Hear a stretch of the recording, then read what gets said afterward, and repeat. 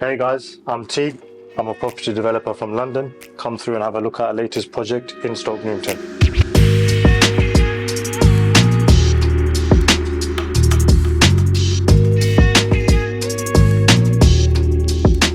We bought this property a year and a half ago and extended it out from every way possible. We did a side and rear extension, we did a double loft, and we excavated the basement and added a lower ground floor to make it 2,200 square foot in total. When we bought this property, it was a probate, so it was in very, very bad condition, but it's just how we like it because we have to gut it out and do everything completely new anyway. This is the through lounge over here. So over here we went for a more modern refurb rather than herringbone flooring. We went for chevron flooring. Rather than double Victorian doors, we went for the critter doors, but we also tried to keep the original Victorian features such as the coving, and we've got the cast iron Victorian radiator painted in a Farrenball custom color. We really try and make the property as unique as possible to give the buyer something special and something that the market has never seen before. Generally, in terms of fireplaces and chimneys, we like to repoint the chimneys and have them as a feature point of the room, and also we'll add a fireplace in one of the chimneys, and on the other one we usually have it more open just to give it a bit of a contrast.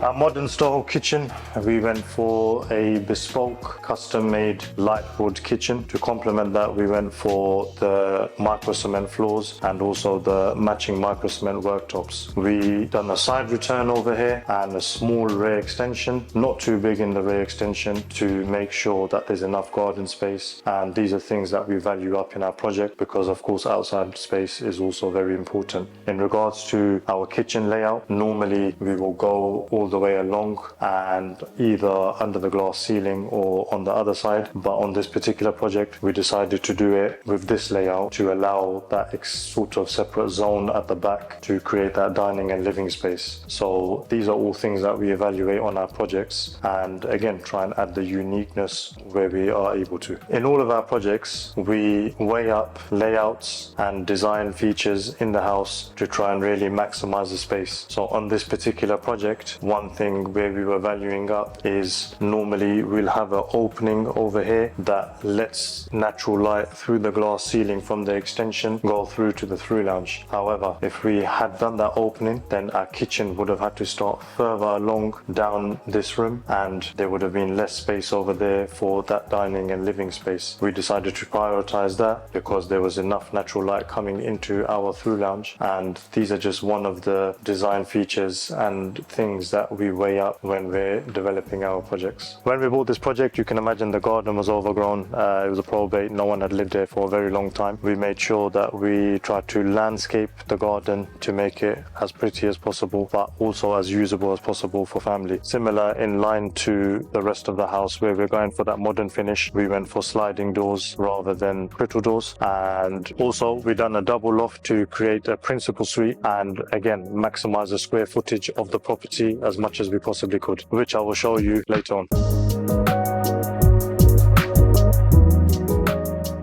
We decided to go for a lower ground floor over here. Being one of the roads in Stoke Newington off Church Street and a very affluent area, generally houses are priced over here based on square footage. So the added square footage, of course, added the value accordingly to the house. The value around here is around £1,000 a square foot. So it made sense for us to carry out a full basement excavation over here, adding extra living space, which is of course always added bonus to the buyer. We'll head up to the first floor now and show you around.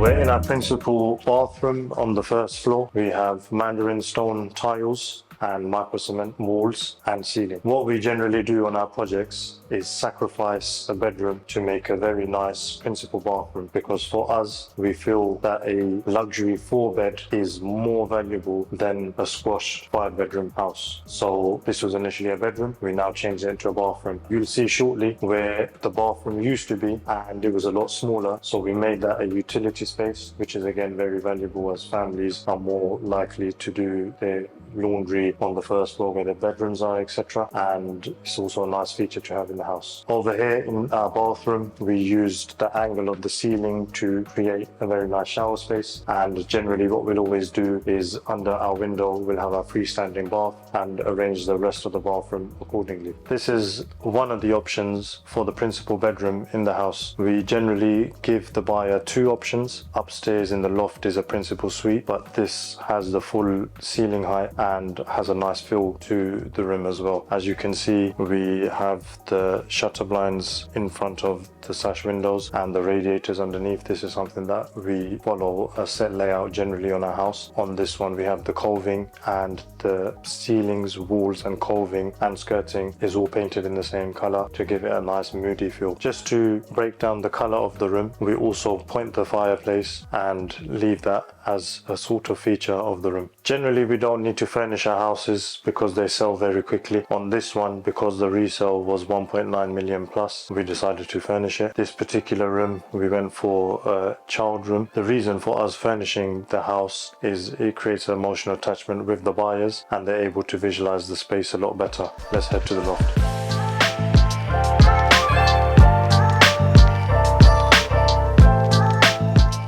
So this is the loft extension that we added. You have the back addition of the loft, which creates one room over here, and then the main room is up there in the front addition of the loft. In our hallways, we always try and add a glass feature for some natural light to come in and really open up that space. Come through to the loft space upstairs. So this is the second option for the principal bedroom. You have an ensuite over there and a Juliet balcony over there looking into your garden. Like I said, we generally try and create two spaces for a principal suite and give the option to the buyer. This is the main part of the loft extension addition that we did, and again, that square footage is incredibly valuable in any area, and particularly an area as affluent as this where the price is based on the square footage.